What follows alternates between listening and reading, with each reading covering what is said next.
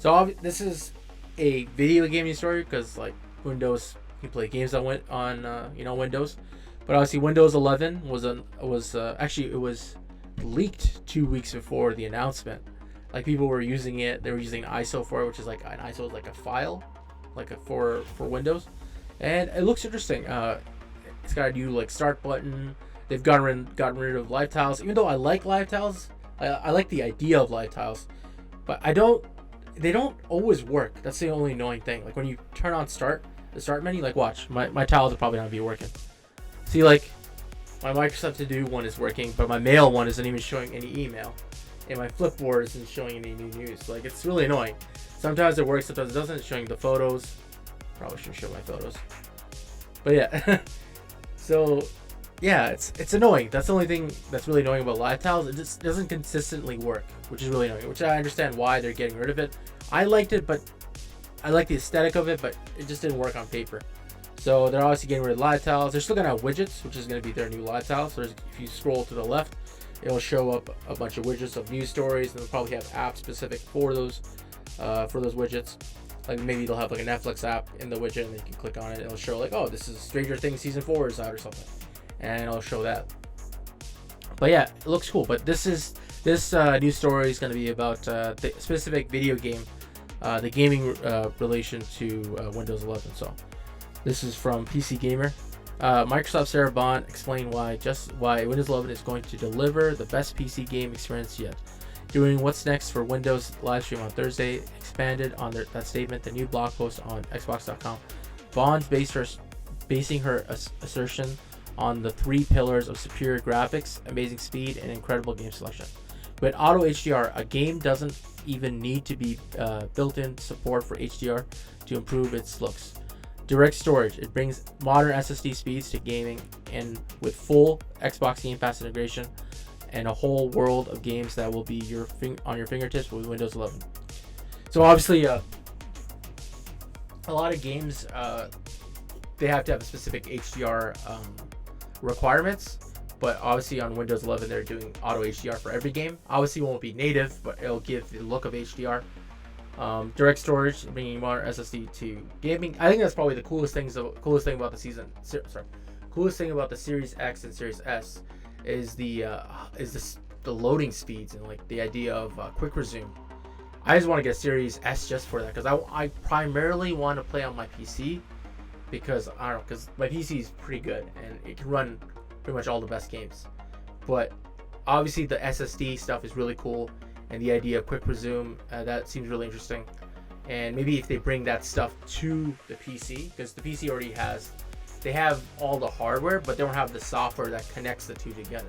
So what they're doing now is they're bringing that quick resume, that direct storage, that loading to the PC, bringing the software so it makes it easier for it to connect together. Because right now, if you play a game off, like your NVMe, like obviously the load times are faster, but you don't have that same performance upgrade and the ability to stop the game and like pause it and then come back and play it again and have a bunch of games all set up. So I think that's really cool. I think that's what the PC needs for sure. As a PC primarily first gamer and who loves Xbox, I love the brand. Obviously, some people think like you can't be an Xbox fan and only have a PC and not have a Series X or S console. I think I will get a Series S eventually, just so I can have something a little more portable. And if I want to play multiplayer games with friends and family, I can just set that up for that. So, but Series, I don't think I'll get a Series X because it's too expensive. I'd rather spend that money on a GPU because that's what I need for my computer. But yeah, Series S is definitely something I might get in the future. A new version of Microsoft's flagship OS Windows 11 will launch time for the holidays this year. Chief Product Officer Panos Panay claimed that if you're a gamer, Windows 11 is made for you. Which maybe feels a little hyperbolic to me, but well, let's let that slide. He's enthusiastic. That's cool. That's the cool thing about Panos Panay. He's like one of those guys that you could tell he cares. Like his presentations when he was talking about. I don't know if you guys saw the Windows 11 the live stream. I didn't watch all of it, but I watched a bit of it. But he was talking about like how Windows is home, and you could definitely feel the emotion. I don't know if he's just a great actor, but he's like, Windows, you're coming home and stuff like that. I think he's a really good because because he was the head of Surface, and now I think they've mixed Surface and Windows together. So now he's gonna be the head of both of those, which is good.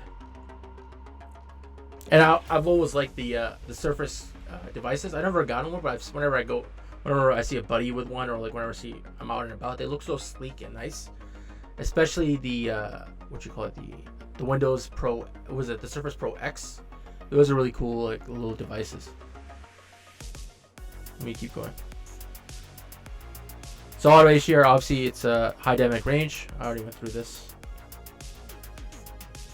So direct storage, amazing speed. Direct storage is another feature introduced with the latest console and leverages the power and performance of NVMe SSDs to shunt access directly to the GPU, sidestepping any potential GPU bottleneck that might otherwise occur. This will only be available on Windows 11. That's I think gonna change the PC game, honestly. Just having the ability to improve load times. And yeah, obviously the biggest strategy is the Xbox Game Pass. Incredible selection of games. The final piece, Spawn's puzzle, is the full integration of Xbox app being built into Windows 11, and therefore instant access to Xbox Game Pass library from your PC, should you have a subscription anyway. With Game Pass Ultimate, you get access to Xbox Cloud Gaming on your PC via... Okay, so I guess with Windows 11, they're announcing they're going to have cloud gaming on the PC, because right now you can't use your PC to stream games. But I guess when Windows 11 comes out, then you'll be able to do it. And also, it's on iOS. I'm an iPhone user, so it's really annoying that I can't play Game Pass games online, because I'm an Ultimate subscriber too, and it's really annoying that I can't stream my games on the phone, because I don't know, Apple is really difficult sometimes. But yeah, Game Pass Ultimate, obviously there's a lot of games that are coming day one to Game Pass for PC as well. Like Forza Horizon 5 is coming on Series X, S, and 1, but also it's coming on PC. So every exclusive game is going to be on PC day to date, which I think is amazing. And I can't wait for Forza Horizon and Halo Infinite. Obviously, Halo Infinite does not have a release date, so we don't know when that's coming, but the one thing I don't like about the Game Pass Ultimate or Game Pass on PC is that they don't have the same games on console. Like the console version has way more games. Like it has the entire Gears franchise, Gears 2, Gears 3, and you can't get it on PC because they never came out with a version on PC. So it's really annoying. There's other features coming to Windows 11, including Android app access via Revamp Store. This is probably one of the cooler features of Windows 11. The idea that there's going to be an Amazon App Store, which has pretty much like almost, I would say, 90% of all the Android apps. As somebody who uses the iPhone, I'm envious of people who have MacBooks or like Apple computers, and that they can, receive messages from their phone onto their computer. They can check out the iOS apps on their computer. I would like that integration. That integration with iOS to Windows will never happen, because obviously iOS they're a closed marketplace. They only make stuff for themselves and not anybody else. And obviously that strategy has its pros and it also has its cons. Obviously its pros is that there's greater integration with their devices. Cons, you have to have their devices to have the integration, right? So that's the annoying thing. But the idea is with Android is like there's a lot of third-party apps that are across Android and iPhone. So like Instagram, because the Instagram app on Windows on the Microsoft Store is absolute trash. It doesn't work properly at all. So like the idea of just like having the Android apps on my computer, so I can just log into Instagram and have that pop up. Or I can go onto my Fitbit app and check out my steps that I've taken for the day. So I think that's super cool as an iPhone user, because then it just gives better integration. I think WhatsApp will have better integration too, because I use WhatsApp a lot with messaging and stuff. So having the WhatsApp app on my phone, then instead of pulling on my phone and texting, I can just text on my computer. And that's the annoying thing about the WhatsApp app on Microsoft on the Windows store is just it's terrible. You have to go into the web section, and then you have to scan the QR code every single time to use it. It's really annoying, man. It's really annoying. But I'm excited for Windows 11. I don't get it because I tried the Windows 11 performance key, which shows you if your computer can run Windows 11, and apparently my computer can't, which doesn't make any sense because I have a 8th generation CPU, which is, I think the cutoff is 7th generation. So I don't get why it says I can't run it. I think there's like a specific switch I have to turn on for it to work properly. But they said Windows 7 and like the Windows Intel i7 and above, and I have Intel 8th generation CPU. So this was just a small clip from my weekly RNDUP podcast that I do every Thursday live at 5 p.m. Check out the full podcast in the description, and I stream every Tuesday, Wednesday, and Thursday at 5 p.m.